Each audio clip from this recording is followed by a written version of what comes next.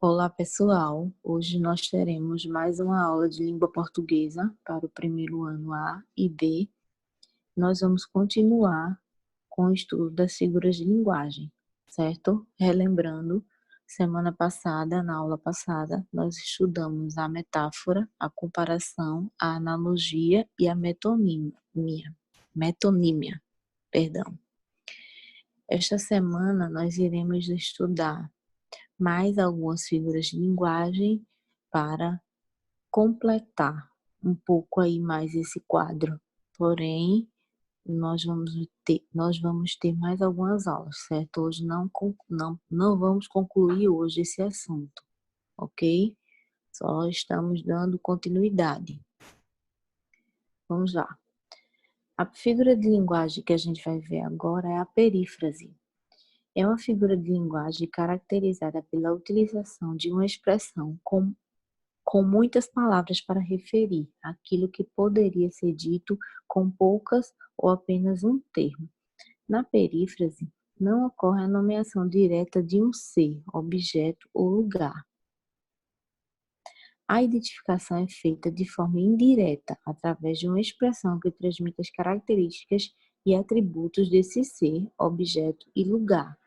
Essa expressão é mais extensa e simbólica do que o termo original, levando a que ocorra um rodeio de palavras. Quer dizer que a gente vai identificar um objeto, um ser, um lugar, por meio de de um outro termo que se refere àquilo que estamos falando, certo? Como se fosse uma característica. A gente também pode chamar de antonomásia, certo? A perífrase. A antonomásia, que também pode ser classificada como perífrase, ela vai ser aplicada mais a nomes próprios, certo? Vamos lá. A perífrase apenas a perífrase e a antonomásia apenas desempenham seu papel na frase se as expressões substitutas forem conhecidas pelos falantes e permitirem a fácil identificação do ser, objeto ou lugar substituído. Quer dizer que essas expressões que vão ser substituídas pelo termo que a gente quer citar, quer falar sobre ele, elas têm que ser conhecidas pelas pessoas que estão falando e para quem está recebendo aquela informação. Porém, pode acontecer de quem está escutando não conhecer aquele termo, certo? E aquela característica daquele termo. Mas é bom que a gente conheça um pouco sobre os termos e as características deles e como a gente pode substituir uma coisa pela outra. Assim, essas expressões transmitem características ou fatos conhecidos sobre esse ser, quer dizer, caracterizando aquele ser, aquele objeto, aquele lugar, apresentando também uma natureza metônica, quer dizer, que também tem uma certa relação com a metonímia, que é a figura de linguagem que a gente estudou anteriormente. Com o uso da perífrase, é possível evitar repetição de termos, bem como enfatizar ou suavizar um termo. Aí temos abaixo mais 3 exemplos, certo? Moro no país de futebol, vou ao show do rei, fomos ao jardim zoológico ver o rei da selva. Esse país de futebol que ele se refere, claro que é o Brasil. O rei que ele fala aí que vai ao show do rei é o rei Roberto Carlos.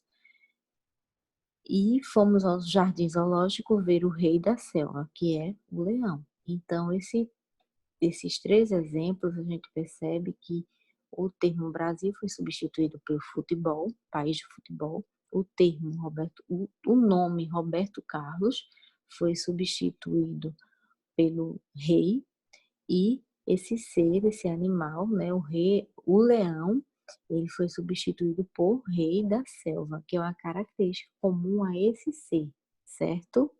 Então, a perífrase tem a função de substituir o termo que a gente está falando por uma característica comum a ele, para falar sobre ele, certo? De uma outra forma que não seja diretamente.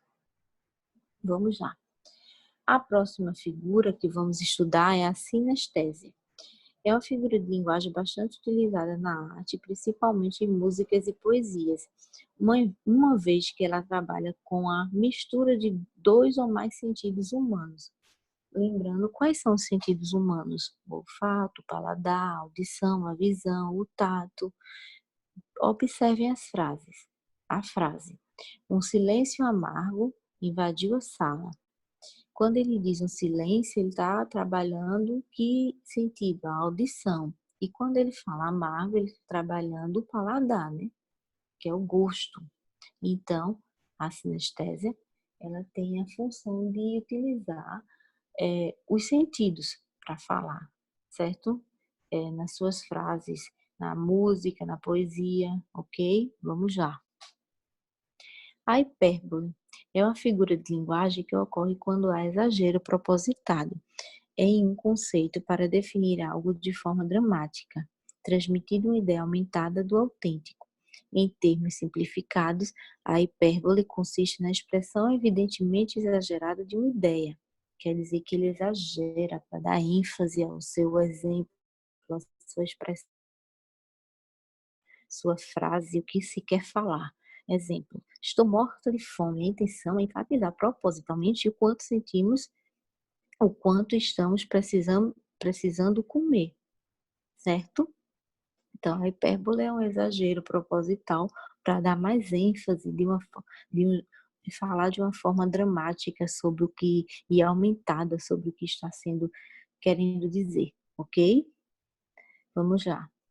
A catacrese é o nome que utilizamos para algo que não tem um nome próprio. Em outras palavras, pegamos um termo que já existe e o emprestamos para alguma outra coisa. Assim, o substantivo representado representa dois significados diferentes que não têm associação. Exemplo: maçã do rosto, pé da mesa, asa da xícara. São alguns dos exemplos de catacrese muito utilizados no nosso dia a dia, ok? Então, ela serve para substituir, né? A gente utiliza para dar nome, né, a algumas coisas que não tem nome, vamos dizer assim, né? Vamos lá. O eufemismo. O recurso do eufemismo é utilizado quando se deseja dar um tom mais leve para uma expressão, ou seja, é diretamente o oposto da hipérbole, que é o exagero. O significado permanece, mas a frase se torna menos direta, menos pesada, negativa, depreciativa. Fulano descansou em paz. É um ótimo exemplo de eufemismo, muito utilizado, certo? Então, o eufemismo serve para dar mais leveza à expressão. Ele fala diretamente sobre o assunto, mas de uma forma mais singela, menos negativa, menos pesada, ok? Vamos lá. O pleonasmo é o uso excessivo de palavras na transmissão de uma ideia, ocorrendo repetição e redundância. Pode atuar como uma figura de linguagem, o pleonasmo literário, que seria a figura de linguagem, ou como um vício de linguagem, que é o pleonasmo vicioso, certo? Então, aí a gente pode notar essa diferença, ok, gente? Que ele pode vir como figura de linguagem, que é o pleonasmo literário, e pode vir como um vício de linguagem, que é o pleonasmo vicioso, certo? Temos aí primeira explicação do pleonasmo literário, que no caso existe uma repetição de ideias que visa intensificar o valor expressivo da palavra, reforçando o que está sendo transmitido e assim despertando com esses sentimentos e captando a atenção do leitor. Nesse sentido aí, ele é a figura de linguagem, certo? Temos dois exemplos abaixo. Chovia uma triste chuva de resignação. Esse chovia, uma triste chuva, essa repetição do termo chovia e chuva, ele serve para reforçar a ideia do que ele quer expressar despertar o nosso sentimento, certo?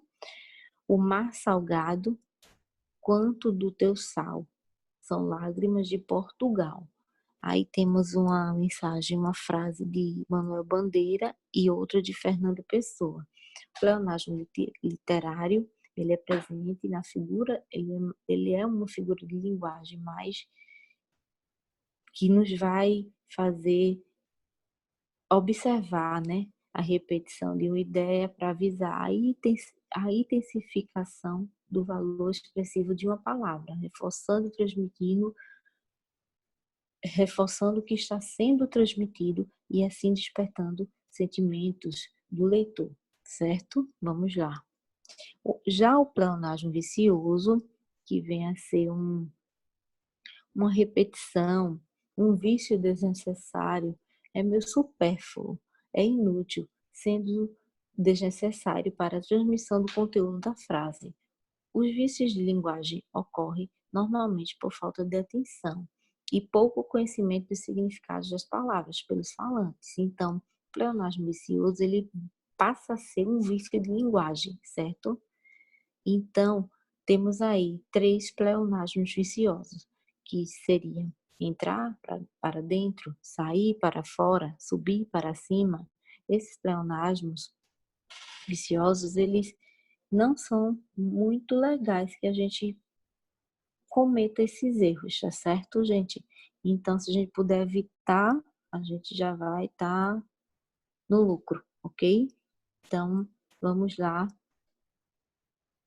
sabendo sempre identificá-los e sabendo, claro, nos colocarmos, nos expressarmos, né, melhor diante de uma situação, sem cometer esse tipo de coisa, ok? Esse tipo de vício, né, de linguagem. Vamos lá. Pronto, por hoje é só. Obrigada, bons estudos e até a próxima. A nossa atividade, ela vai estar lá no nosso grupo de estudos do primeiro ano A e B.